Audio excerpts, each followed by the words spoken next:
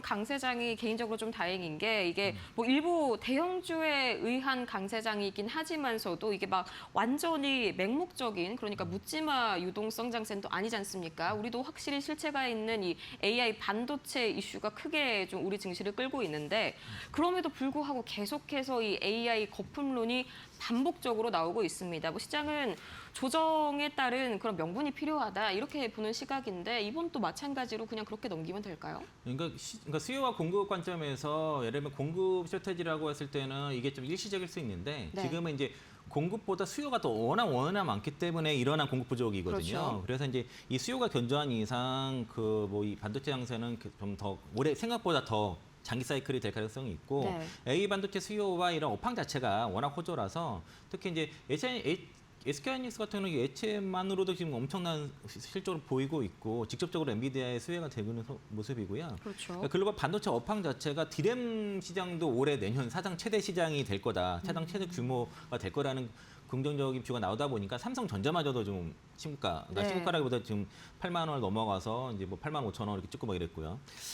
NXT에서 9만 천 원 찍은 거는 그건 예외로 보시는 게 좋을 네, 것 네. 같고 어쨌든 연준의 금리 인하가 진행되면은 반도체 쪽과 금리 인하 수혜주가 됩니다. 그러니까 반도체의 주가를 결정하는 그 와이어와의 글로벌 유동성 증감률 같은 경우가 네. 밸류에이션의 상향 요인이 되는 것이고 이런 이제 코스피 랠리가 반도체 중심으로 쏠리는 게 쏠림이지 않냐라고 이렇게 볼 수는 있는데 네. 긍정적인 요인과 부정적인 요인을 보면은 긍정적인 요인이 좀 더 많습니다. 왜냐하면 반도체 섹터가 우리 한국 경제의 핵심이자 수출 그렇죠. 원동력이거든요. 가장 수출 많이 하는 부분인데 이게 그러면은 그 대형주에서만 끝이 아니라 섹터 전체를 다 이게 밸류 체인을 다 같이 올라가는 효과가 있고 네. 그리고 이러한 이제 그 반도체 기업들이 실적이 좋아진다고 하게 되면은 이거 자체가 시장에 대한 우리 시장에 대한 상승 모멘텀이 되죠. 네, 대만 네. 시장이 좋은 것들은 반도체가 좋아서 그런 것도 마찬가지고 이는 이제 투자자들한테 확실히 이제 당세가 좋구나 강한 장이라는 확신을 그러니까 우리 경제가 탄탄하기 때문에 어떤 시장에 대한 어떤 확신을 줄 수 있는 것이고요. 네. 또 이제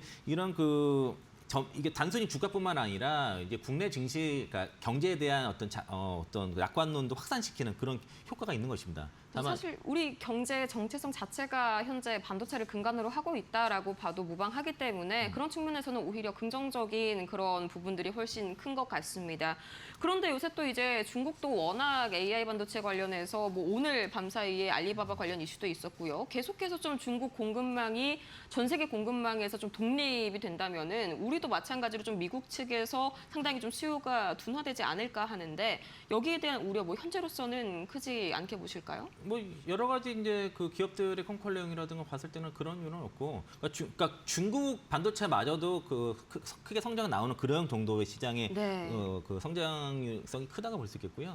그러니까 일단은 지금 이제 반도체가 그 공급이 그 풀로 돌리는데 불구하고 수요가 넘쳐나기 때문에 이제 그 공급 부족이 일어나는 상태라고 볼 수 있겠고요. 네. 특히 이제 HBM뿐만 아니라 낸드라든가 디램 30%, 뭐 낸드 10% 가격 인상을 삼성전자에서 하겠다고 그렇게 추진하고 있는 상황이고. 네. 또 낸드 쪽에서는 특히 ESSD AI 쪽에서 추론에 많이 쓰는 게 ESSD거든요. 네, 네. 그게 좀 쇼테지가 좀 나오고 있어서 낸드랑 그 디램, AI까지 다 이게 좋다고 하면은 지금 반도체 이게 사이클이 최근에 많이 올랐어요. 네, 소비자 그렇죠. 종목도 웬만한 종목들 2배 이상 오른 종목도 많이 있는데 지금 그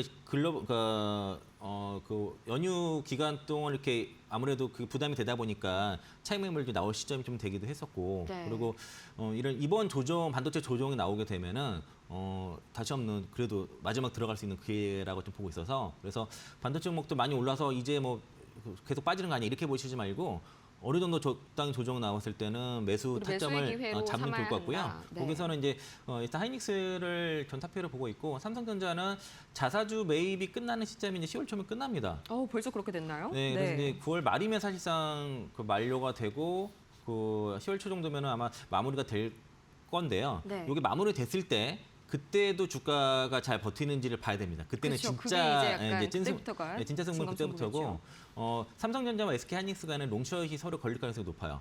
그래서 이제 큰 방향성은 비슷한데 이 중간 중후 등락이 좀 약간 다르게 움직일 수 있는데 저는 QN하이닉스 쪽에서 보시면 좋을 것 같다라고 말씀드리겠습니다. 네.